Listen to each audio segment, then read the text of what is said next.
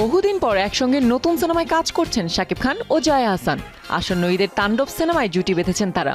এবার সিনেমার কাজেই কলকাতায় উড়াল দিলেন এই তারকা জুটি। জানা গেছে তাণ্ডব সিনেমার ডাবিং চলছে কলকাতায়। সেই ডাবিং এ অংশ নিতেই ওপার বাংলায় পা রেখেছেন শাকিব জয়া। জয়া জানালেন, পরিচালক রায়হান রাফি, চিত্রনায়ক শাকিব খান, প্রযোজক শাহরিয়ার শাকিলও সঙ্গে রয়েছেন। ডাবিং চলছে কলকাতার আড়াল স্টুডিওতে। তাদের সঙ্গে যোগ দিয়েছেন এসভিএফ এর 2 কর্ণধার শ্রীকান্ত মোহতা, মহেন্দ্র সোনি, শ্রাবন্তী চট্টোপাধ্যায়, শুভশ্রী গঙ্গোপাধ্যায়, পরমব্রত চট্টোপাধ্যায় ও অনির্বাণ ভট্টাচার্য। অ্যাকশন থ্রিলার ঘরানার সিনেমা তাণ্ডবে শাকিব জয়া ছাড়াও রয়েছেন বাংলাদেশের এক ঝাঁক তারকা। ইতিমধ্যে সিনেমার 1.5 মিনিটের টিজার ঝড় তুলেছে 2 বাংলায়। টিজারে অ্যাকশন ও রহস্যে ভরপুর করে তুলেছেন নির্মাতা রায়হান রাফি। দেশে ফিরেই সাবিলাকে নিয়ে গানের শুটিংয়ে অংশ নেবেন শাকিব খান।